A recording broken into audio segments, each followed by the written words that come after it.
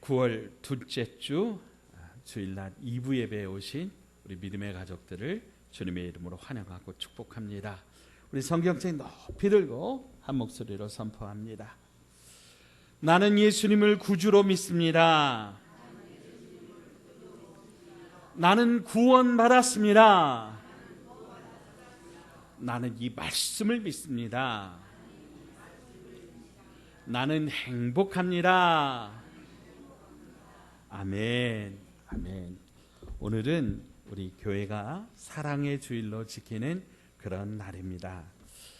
우리 교회는요, 하나님의 사랑의 통로가 되어야 될 줄로 믿습니다.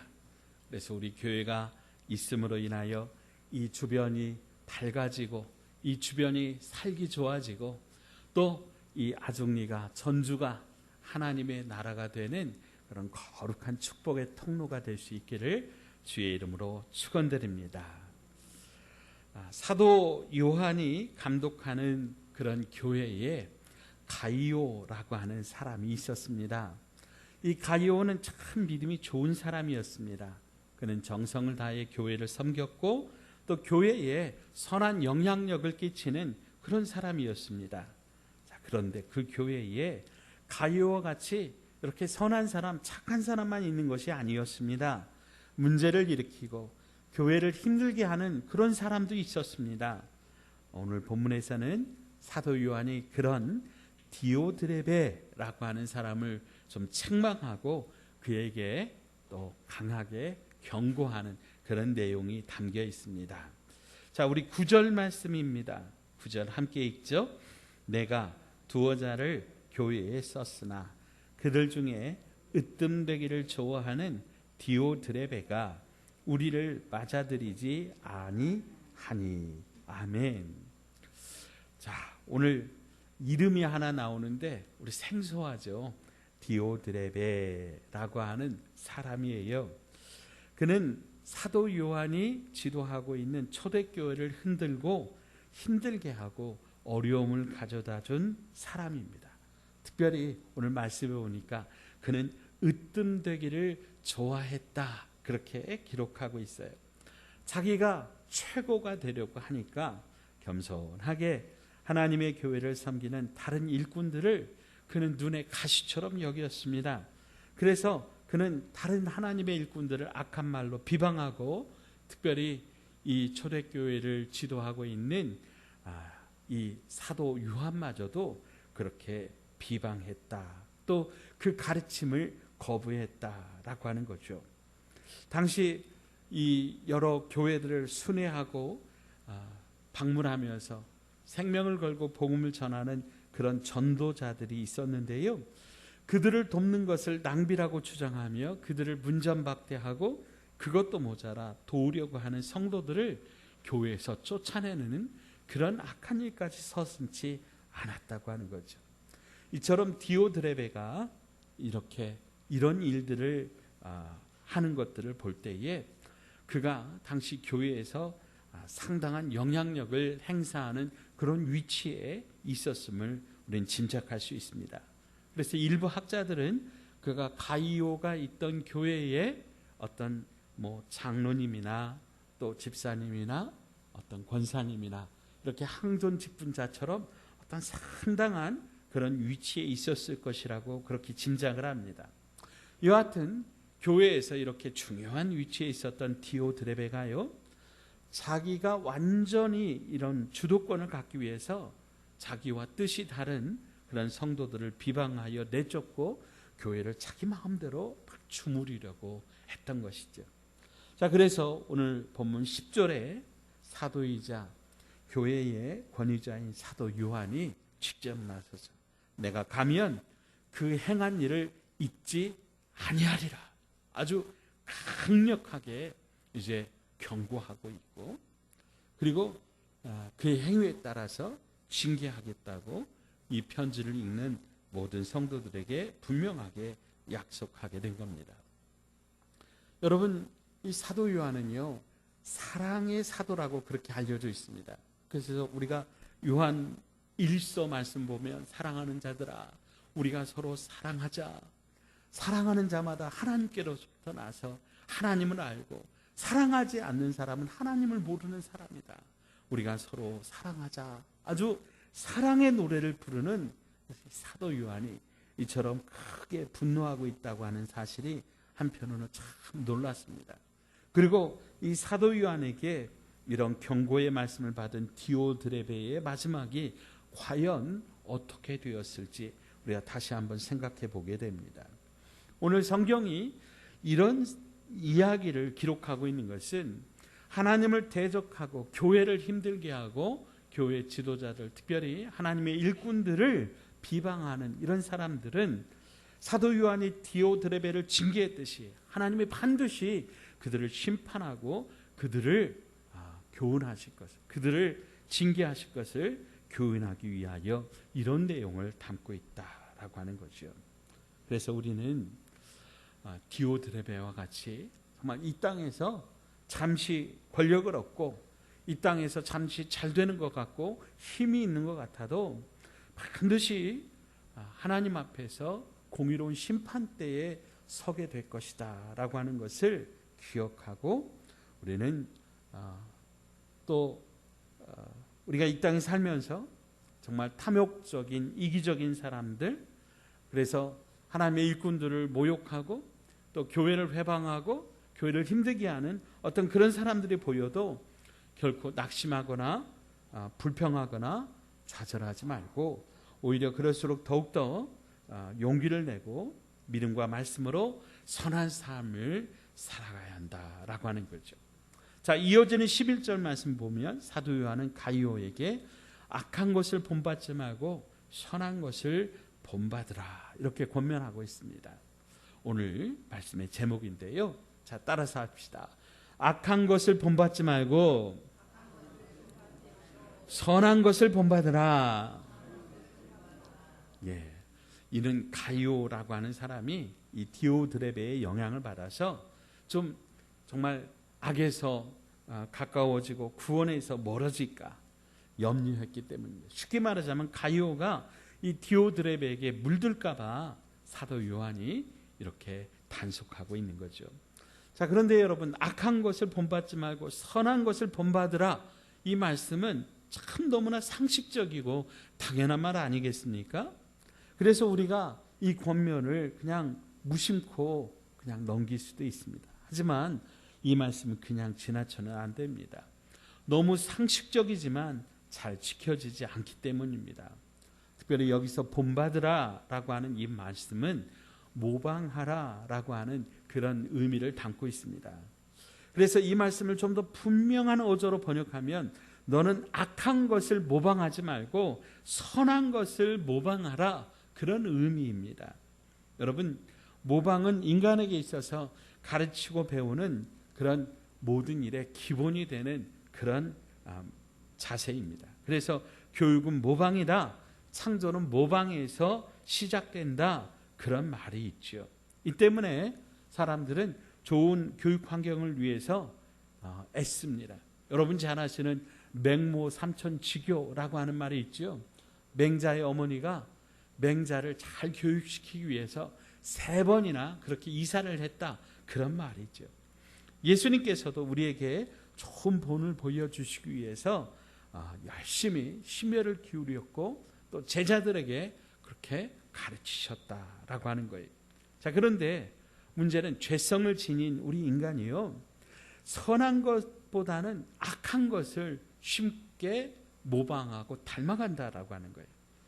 여러분, 어린아이들만 해도요, 건전한 것을, 좋은 것을 아주 열심히 가르치지만은 너무도 쉽게 잊어버리고, 또 나쁜 것들은 가르치지 않아도 너무나 쉽게 보고 배우고 따라가게 된다라고 하는 거예요.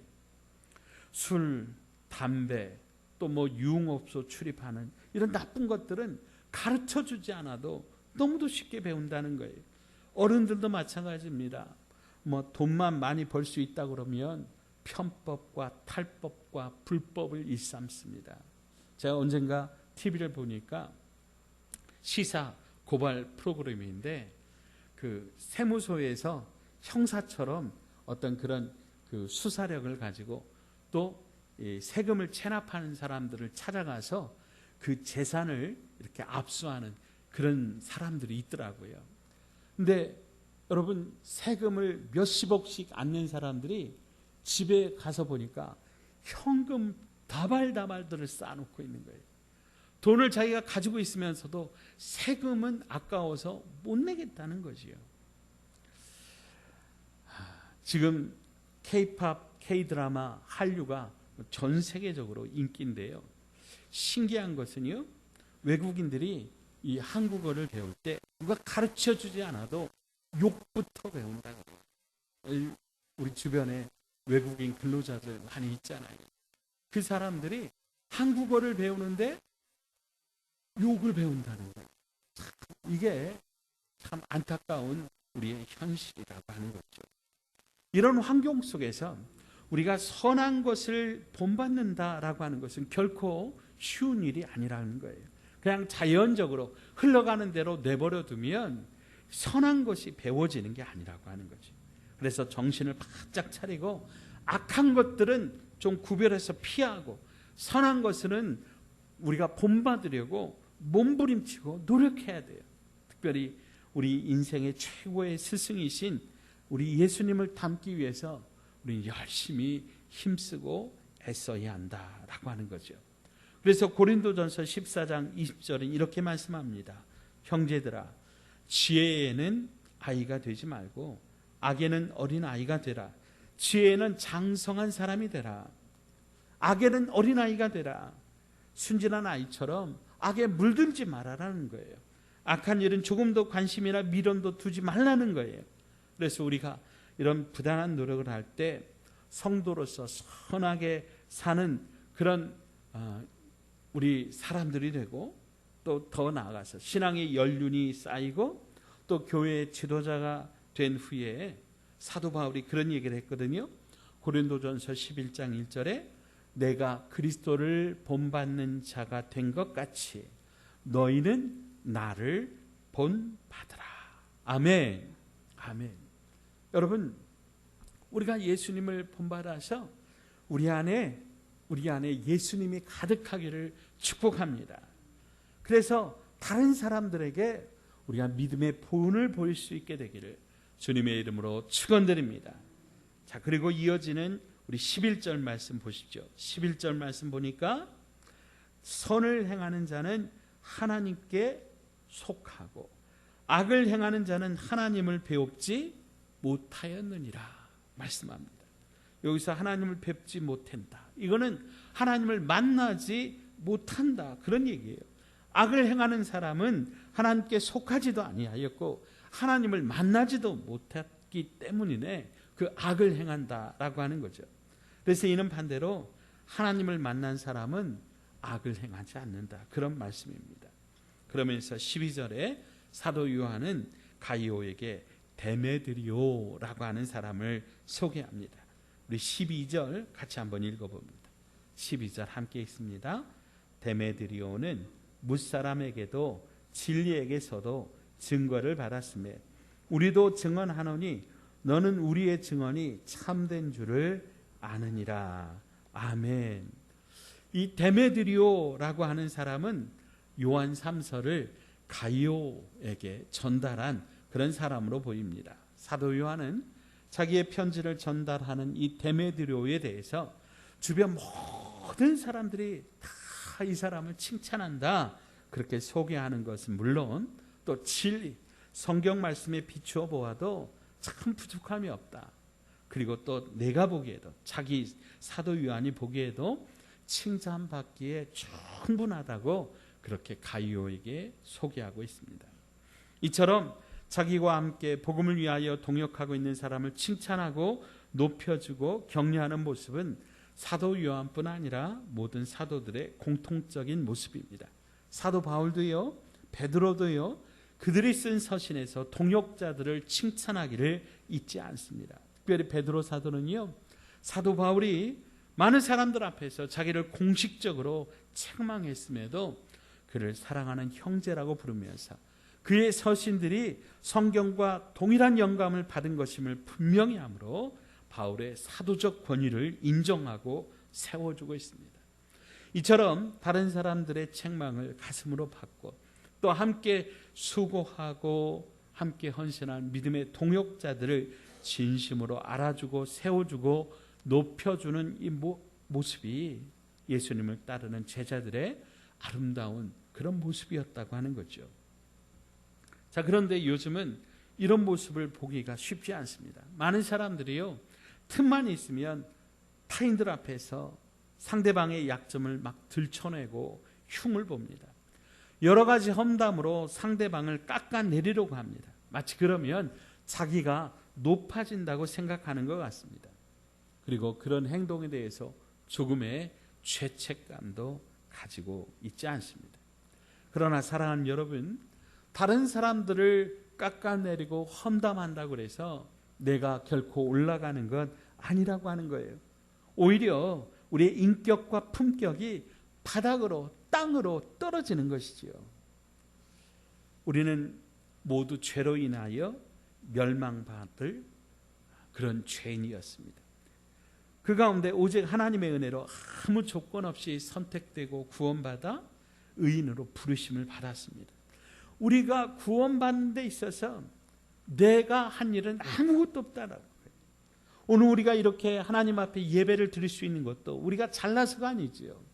오직 우리 주 예수께서 십자가에 달려 죽으시면서 다 쏟으신 그 땀방울과 핏방울과 그 눈물로 인해서 예수님 때문에 우리가 예배를 드릴 수 있게 된 것이죠. 이런 우리가 그 누구의 흉을 보며 누구를 판단하며 정죄할 수 있고 또 우리의 무엇을 자랑할 수 있겠느냐라고 하는 겁니다. 오직 우리가 자랑할 수 있는 것은 우리를 구원하신 예수님의 십자가와 하나님의 사랑밖에 없는 줄 믿습니다. 그래서 우리는 우리 자신에 대해서 아무것도 자랑할 것이 없는 사람들입니다. 이것을 인정하는 것이 참된 믿음이고 하나님께서는 이런 사람들을 하나님의 일꾼으로 부르셔서 잃어버린 영혼들을 구원하시고 이런 사람들에게 하나님의 나라를 맡겨주셔서 교회를 교회답게 세워가는 것입니다. 때문에 우리는 그저 하나님의 은혜와 사랑에 감사하며 또 부족한 우리가 또 부족한 사람들을 서로 인정하고 섬기며 함께 하나님의 사랑으로 서로를 덮어줘야 마땅한 줄로 믿습니다. 그래서 오늘 본문에 사도 요한이 가이오와 데메드리오의 선행을 기뻐하고 칭찬하고 격려하고 자랑한 것처럼 여러분 우리도 서로 칭찬하고 격려해야 됩니다. 울리지 않는 종은 종이 아니듯 표현하지 않는 칭찬도 칭찬이 아니라고 하는 거예요. 말하지 않으면 절대로 모릅니다. 갑자기 칭찬하려고 하면 입이 잘 안 떨어지고 칭찬할 것도 없어 보입니다. 그러나 찾아보십시오. 칭찬할 것 많습니다. 격려할 것 많습니다. 한번 실습해 볼까요? 자, 옆에 계신 우리 믿음의 가족 바라보면서 자, 보세요. 자, 지금부터 3가지를 서로 칭찬하겠습니다. 3가지 시작.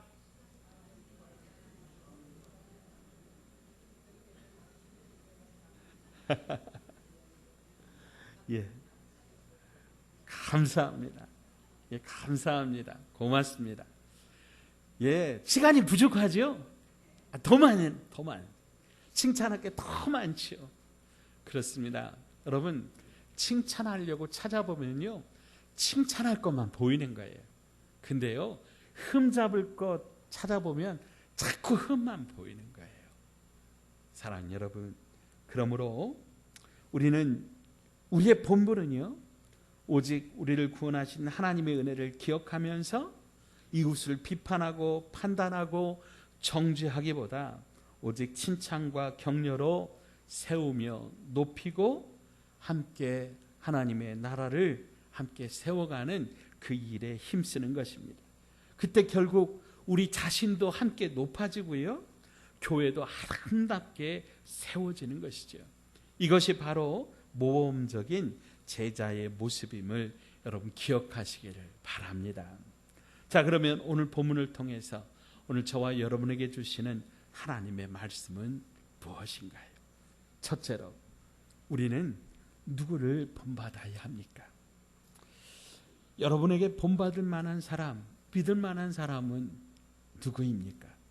어떤 사람은 위인들을 말하기도 하고, 어떤 분들은 어머니, 아버지를 말하기도 합니다. 그런데요, 사람은 한계가 있죠.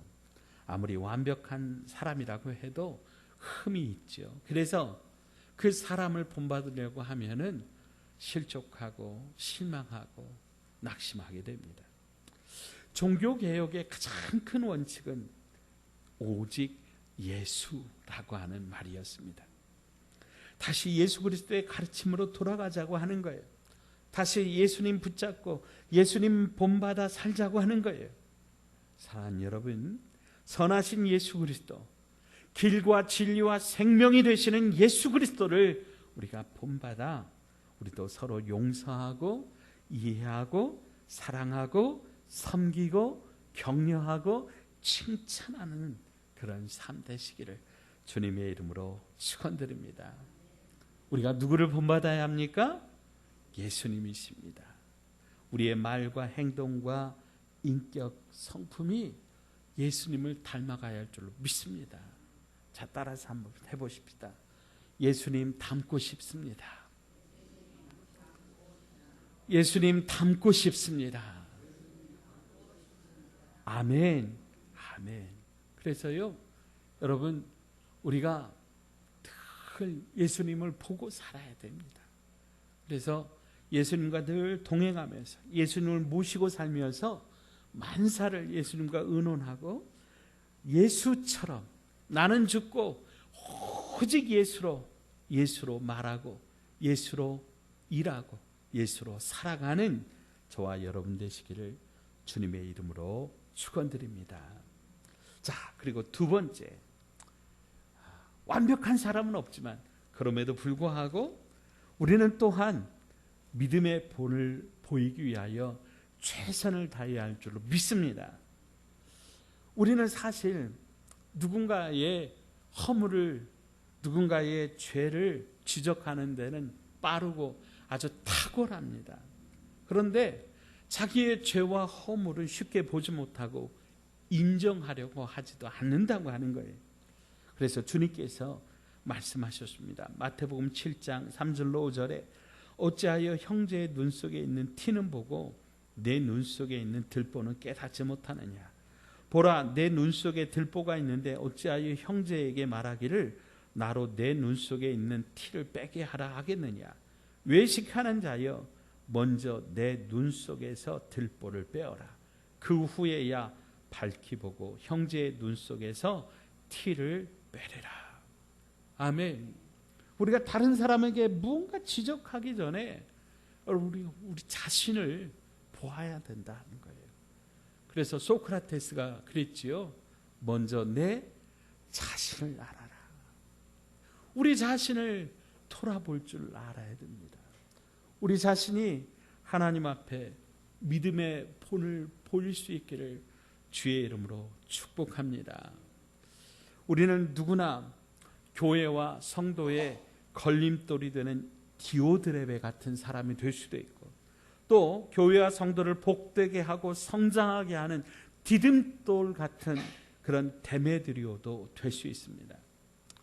근데 중요한 것은 그 갈림길에서 내 뜻을 따라 살려 하고 내가 선택하려고 하고 내가 드러나려고 하면, 여러분 가장 큰 특징이 뭐예요?